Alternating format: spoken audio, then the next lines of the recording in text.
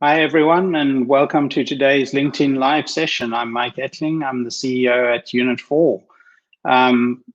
Please feel free to enter in the chat any thoughts or comments. Love to hear where everyone is from. So kind of put your location in the chat. Today, I'm super excited to be talking to a very special guest today, Saray Khumalo. Sarah Sawubona, welcome to our LinkedIn chat. Yebo, Mike, unjani? Thank you. So there's a special reason why I'm talking with Sarah today. This month is US Black History Month, a time to reflect and to celebrate the achievements and the pivotal role Black communities have had throughout history. Having grown up in South Africa, it's a subject close to my heart. Sarah and I are both big believers in Ubuntu, which means I am because you are. The idea that the community is one of building blocks of society. The philosophy has been with me throughout my life, and I know it's important to Sarah as achieved great things in the education of young women and communities. Sarah's aim was to take Ubuntu to the top of the world, and her achievements fall nothing short of extraordinary. So Sarah, why don't we tell us a little bit about your background and how you're changing the narrative for the next generation of South Africans? Thank you. Thank you so much, Mike. So my background, I'm a mother of two boys, most important job. I'm the first Black African woman to summit Everest, as well as ski to the South Pole. In 2012, I just, something happened. I lost a sister, and I decided that I wanted to do something a little bit more meaningful with my life. It all came from me reflecting on my grandfather, who always used to say, if you don't live a life of service, that is a life wasted. And that is really linked to Ubuntu. It is what it is. It's about I am because we are. It's about looking after each other. And I named my first Everest expedition Ubuntu Everest. And really it was about, it doesn't matter how much of an altitude I gain, I still remain human and I still remain me, and I can change the narrative through education using the climb. And that's where it all started. Wow. So tell us a little bit about, Summits with a Purpose. It's raised more than 2.6 million which goes towards building libraries for South African children as a Nelson Mandela Libraries ambassador. That's a pretty incredible achievement. Tell us a little bit about the history of that and how that's changing lives in South Africa. Yeah. Absolutely. So Summits with a Purpose is the initiative that I started to say, I'm going to summit, take a selfie, but I'm also going to use it to raise money for education. Because for me, education is the equalizer. It's the one way we can really change the narrative for the next generation of Africans, as you rightfully pointed out. If you look at the world and what's happening with COVID, my children are no longer competing with the kid next door. They are competing with your kids across the world. How can we make sure that the next generation of Africans are not second-class citizens in this global village? And I think for me, education is a good starting point. And what I've been doing, Mike, is climbing mountains and using my expeditions to raise money for education. As you rightfully pointed out, I'm a Mandela Libraries ambassador, so I've built 5 Mandela libraries, and now I'm working on digital libraries through iSchool Africa.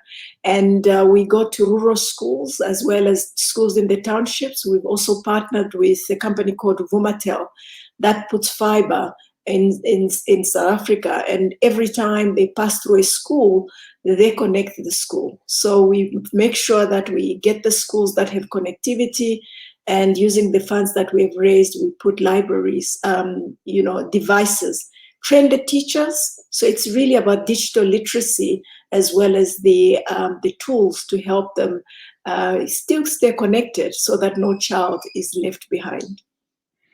That's really amazing. Let's talk a little bit about your experiences growing up, and through your life and career. Talk a little bit about the setbacks you've experienced, and having grown up in South Africa, probably around the same time I did. How much of that came down to race and color and some of those dynamics? Yeah. So I actually grew up in the DRC and Zambia. Came through to South Africa permanently in 1999. At that time, a lot had changed. It was a new government and a lot of changes. But be that as it may, you probably know as much as I do, there is still a level of acceptance of diversity, some of it forced, some of it grudgingly so. But we still have a long way and a lot of work to do, because for those that have given diversity a chance, we've seen the power that it's got, because we are stronger as a community. It's really going back to what Ubuntu is. Having said that, as I indicated earlier, I lost my sister. I had a very good job at the time, was working in the office, and I started questioning my why. Who will remember the arguments that I would have won in the boardroom? Was that worth it? And I probably made an emotional decision and quit and went and started working at a post office, and with the aim of helping the previously unbanked, as you may know, to understand about money and wealth. And that was like exciting.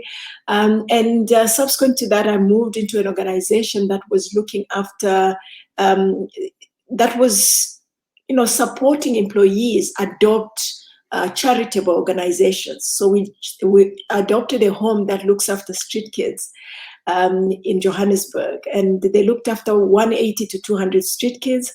And every month we'll take them for a hike, take them maybe to a restaurant, teach them interview etiquette, just different things. But every month you go around the office and ask your colleagues for contributions. And as you know, there's donor fatigue. Every second month, somebody sees you coming. There's Sarah again. They pretend to be on the phone or just busy doing something. So I came up with an idea when we decided we were going to climb Kili as a bucket list item, that we were going to use that to raise money for this home. And we did exactly that, raised enough to build an outdoor gym for the home and the library that the kids were using to do their homework.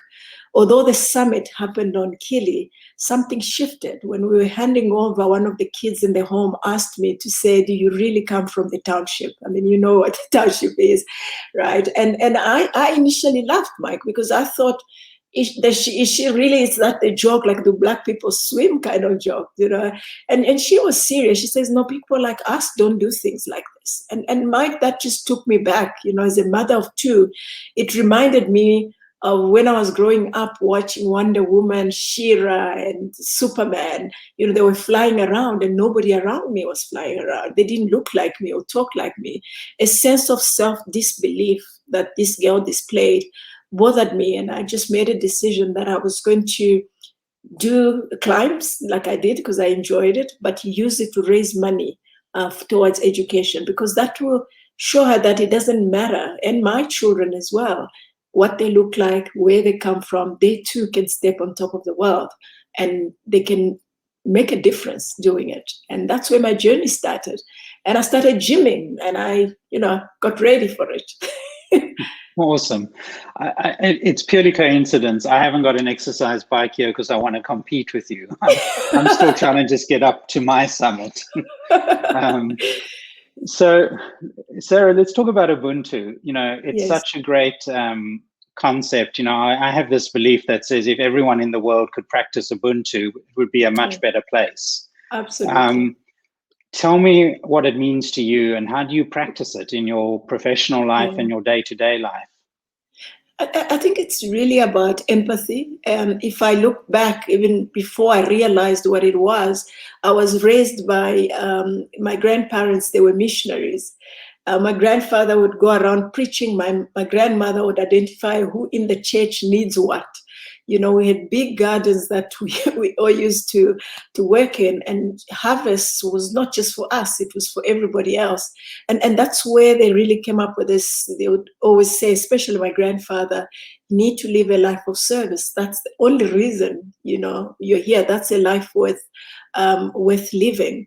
And I think that is really what Ubuntu is. And as I came through the corporate world, coming into town, you kind of lose that. We become so me and my family and what I've accumulated, and then we change that. But it's really such a big thing for our children, because it's really saying that if my neighbor's child is misbehaving, I am going to deal with it. I'm not going to wait for the neighbor, because I care for him as if they were my own child. And if I go back to work, you bring in the empathy. It's putting yourself in your colleague or your subordinate's shoes before you look at the prophets. It's the people, as opposed to the prophets. If you look at COVID, countries had to ask, what is important? Is it the economy or is it the people? That really is what Ubuntu is about. It's us looking after each other. It's us making sure that as we go to the summit, we take everybody along with us. That's pretty amazing. And, I think the thing about kids today, just not having that contact and spending their time on social media, just to bring back some of that humanity and Ubuntu, I think is so important in how kids can experience life today. But, talking about equality and justice, we were joking before this that, we have in many countries, there's Black History Month, and you said, well, in South Africa, every day is Black History. And, it's interesting that we've got so much to do still, and then we have to focus on it by having a Black History Month in some countries. Tell me your thoughts on equality and justice, and what do you think still needs to happen, and where do you think we are on this journey? I think a lot still needs to happen. There's a lot of awareness, which is great. If you think about it, last year, what happened in the US with George Floyd, it happened in one country, in another continent, but the whole world was lit on fire because it grabbed such interest and people could relate to it, because it's something that many times from South Africa, you would know that we talk about. I'm Black, I'm white, and it's a conversation because of the reconciliation that happened. But that is not to say that many times it's really just lip service. We have to be intentional. And we have to acknowledge that sometimes there definitely is systemic racism, and there's no big brother that's going to sort it out. It starts with me recognizing that I may be Black. I could definitely also have prejudices as much as a white person could. Is what am I doing with it? And if you think about it, and if you look at our kids when they are born, they don't see color. They don't, it's stuff that we are passing on. So what am I passing on to my son? What am I passing on to my daughter? How am I making sure in my own way I'm actually stopping what I don't like about today? I think that's what it is. To deny that it's not there is the beginning of problems. I think let's recognize it and let's collectively work to sort it out. And it's not a problem that one race or one gender is going to resolve. It's a problem that we need to resolve as a collective, and appreciate that there is strength in diversity. Sarah, you said a really important word there, which I often find, I travel a lot around the world. I've lived on 4 continents, that I often have to think differently depending where I am about how you have the topic. And strangely, when I'm back home in South Africa, it's almost the natural to talk about it. And it's because of that word reconciliation. I think Bishop Titu, was far more insightful with the whole reconciliation process, which went through in South Africa, which I think has enabled that to be more natural now. What are your thoughts on that and reconciliation and the importance of that in different cultures and society? I think it did a lot to get us started, but in many ways there is more that could have been done and should still be done, because it wasn't a once-off. I don't think we could undo 400 plus history in a few sessions. I think it's a continuous process that we all need to acknowledge and be part of, because if you think about it, yes, we've reconciled, but how have we made sure that we've economically leveled the playing field? How have we made sure we've opened up opportunities for all? And we do have programs that are attempting to do that. How are we making sure that it's not reversing unfairly what was done previously? So I don't think reconciliation needed to or should be a once-off exercise, but a continuous process. And we also need to be deliberate. So we're no longer fighting apartheid. What are we fighting today? And how I'm making sure that it's actually fairly, whether it's gender, racial, or whatever the case may be. It's moving with the time, but ensuring that we are being fair as people. And really making sure that Ubuntu is taking place in everything that we are doing. I love that. I love I thought that reconciliation is not a moment in time, it's a continuous process. And absolutely. I think that is, such a strong principle if organizations can really keep that top of mind in terms of how, companies can help the process and be part of that process. At Unit4, we're supporting organizations like I Am the Code and Black Girls Code in the US, really focused on advancing coding and STEM education. And I think, the technology industry can play a significant role in ensuring diversity and driving the reconciliation and enabling opportunities in technology. Because technology, I believe, is truly one of those fields which anyone can do it. There is no reason why anyone cannot be successful in technology. So can you share a little bit about your thoughts on how do we do this and how do you provide career opportunities for people who have had disadvantaged backgrounds, who perhaps haven't had the STEM education, at high school and at junior school, but actually could be great in the technology field? How do you help change that dynamic between sort of school and career? There's a lot of ways. One of the ways is what we're doing with digital libraries. It's identifying areas that would otherwise be left behind. And instead of continuing to give them paper books, we're now saying we're actually putting in digital education, digital libraries, I beg your pardon, thereby not just giving them the material, but also giving them digital literacy effectively. And this opens up opportunities that previously were not available to these communities. And I'm saying that it's kind of a starting point because it opens up their world to a little bit so that they can see how much more is available out there. There's a quote that I absolutely like, which says, if you want to plan for 1 year, plant rice. If you're planning for 10 years, plant trees. But if you're planning for 100 years, educate the children. And where's the world going? The world is going digital. So what is the most valuable for tomorrow's careers? It's digital. It will play a very big part in that. And we need to start today. And let's identify those kids. There's a lot of talented kids. All they need is an opportunity.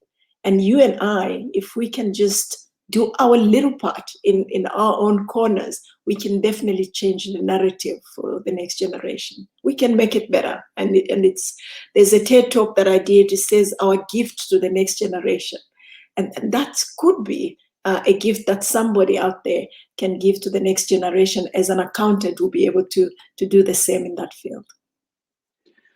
Well, Sarah, it's been such a wonderful time talking to you again. I know you spoke at our sales kickoff and our people were so engaged with that topic, so much so that I wanted to share it with all our followers out on LinkedIn. And, I think you're absolutely right. We as CEOs of tech companies, we can do a lot by changing the narrative, by really focusing on education and really focusing on how we create opportunities in technology. So really appreciate your time. Always a delight to talk to you and to get your perspective. It's always inspirational. And thank you very, very much. And good luck for the next summit. Absolutely. Thank you so much, Mark. I appreciate your time. Take care. Bye-bye.